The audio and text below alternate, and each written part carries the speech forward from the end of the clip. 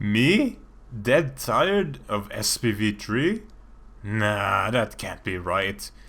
Anyhow, so we're gonna continue with Assault on the Control Room, and since we start in the Pelican, we can have 5 classes to choose. First we've got Stealth, Self-Explanatory, Grenadier?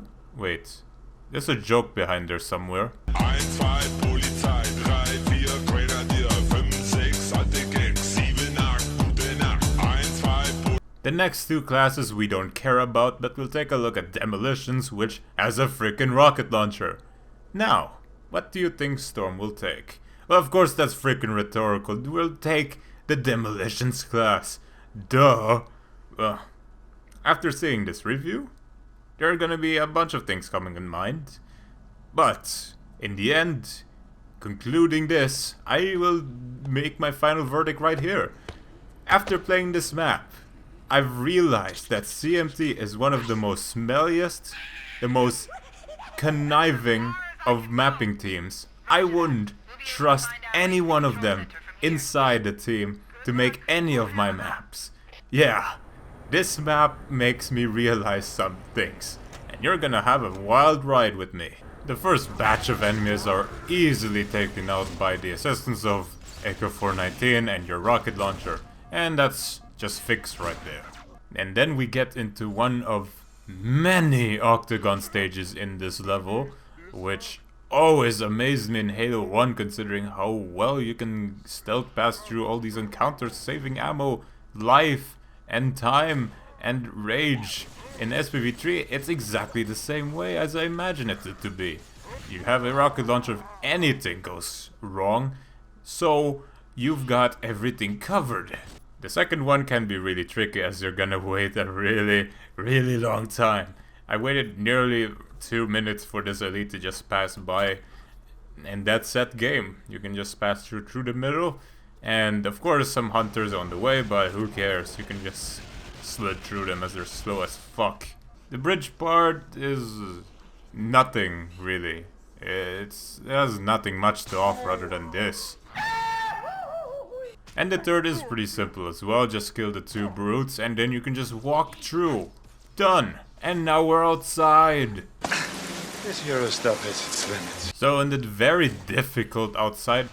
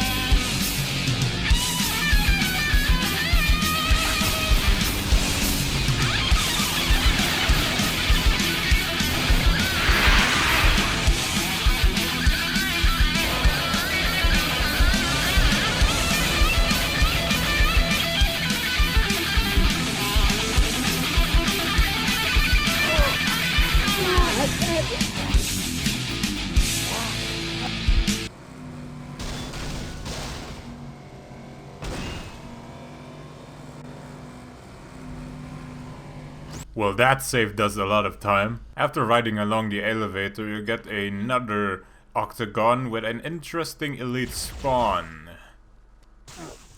Otherwise, this is pretty simple enough. You cannot sneak through this. How many times I've already tried, so good luck here. And long and behold, we're outside again, specifically on the bridge with a ton of sleeping grunts. Now, I did not kill any of them. My mistake here, you definitely should kill all of them. But some stuff can be avoided really quickly, like here. Be warned though, if you actually try to kill the brutes that are behind the door, which is actually possible, you will trigger everyone awake. Just a warning right there. You blew my cover! Whilst we're still trying to be sneaky, we can do so easily here. You get to kill 1 elite, 2 elites, 3 elites, 4 elites, and then you get a hallway filled with miners. Oh, the miners. Not only that, because, well, I only use a sniper rifle and rocket launcher through this entire endeavor. I recommend you do not do so, unless you're as sick as me of doing this, but you have your own guns that you're good at yourself. I am just too crazy. I need your clothes, your boots, and your motorcycle. Oh look, another octagon you can stealthily bypass really easily. Nothing wrong here. But okay, for the past 5.5 minutes, you've been seeing some really easy gameplay from me, but it's now time for the real adventure on the assault of the control room mission. Here we have the bridge, where 1, I have not knocked out all the sleeping grunts, and 2, here comes another death montage.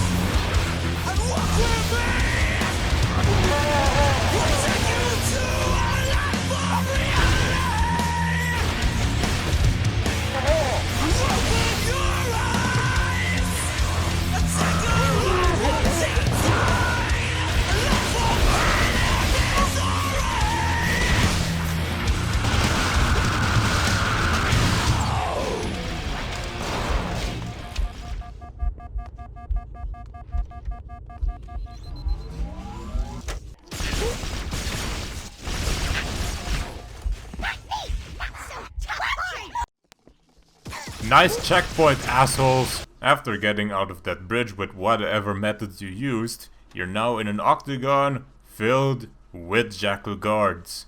Now the special thing about it here is that every single jackal here has the same walking pattern, so all you have to do is get back in that hole, one after the other, you'll just kill them all. After that we have a hallway filled with semen-covered elites to make themselves invisible, just like my rockets and grenades for some reason. Anyhow, this rocket launcher is quite unique, as it's the only weapon I found that actually stun locks enemies when you melee at them. Which means you'll be a top-notch Arnold Schwarzenegger clobbering machine. This green beret's gonna kick your big ass. I eat green berets for breakfast. Right now, I'm very hungry. Resistance appears to be increasing. We must be close to the control center.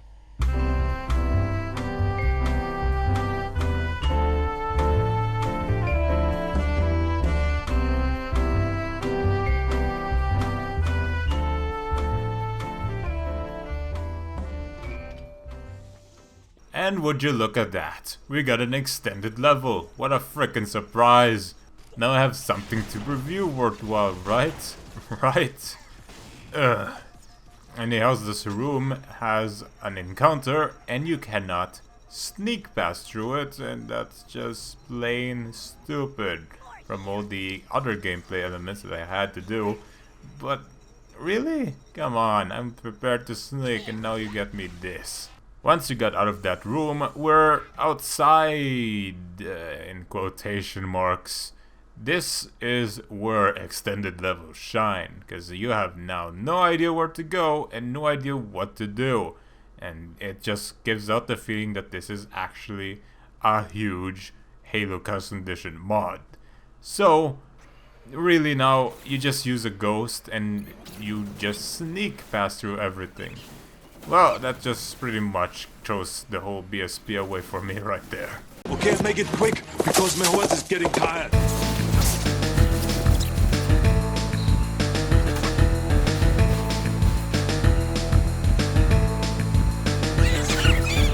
And even more extended levels. This thing is just getting bigger and bigger. This is way more than I've expected it to be. Now credit where credit's due. The BSP is just wonderful. But you can bypass everything once again. And this time with just one Warthog. I think it's just because of my gameplay. I mean, the first thing I start sneaking through levels, my mind is already set for completing everything as quickly as possible. And considering it's possible too, because Banshees, Ghosts, and even the damn Warthogs are fucking tough. You just have the ability to finish this really quick. But is that a bad thing or a good thing? Now, on some parts, maybe the gameplay actually fits it when you do it quickly. But in these occasions, like these huge battles where all the friggin' vehicles are there and all the units are placed everywhere, I think the intention was for you to complete it and not finish it. Who knows what I'm doing right now? But indeed, we're gonna continue with the guide and review. Now with the Warthog, you can go through the anti-Warthog blockage, which is pretty amazing.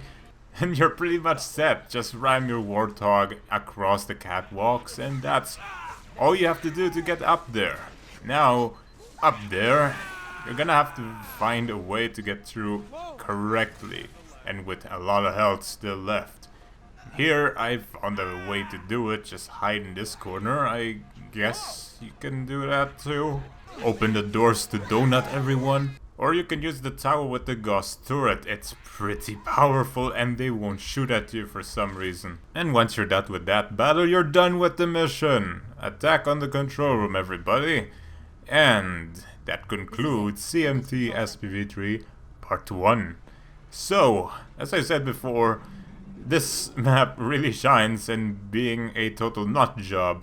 How the hell did I get that Banshee, and why am I not halted from anything to fight anything? Well, except for the bridge, of course. That's where I actually did fight everyone, and that's the only thing that got a death montage. Otherwise, the whole thing would be a death montage.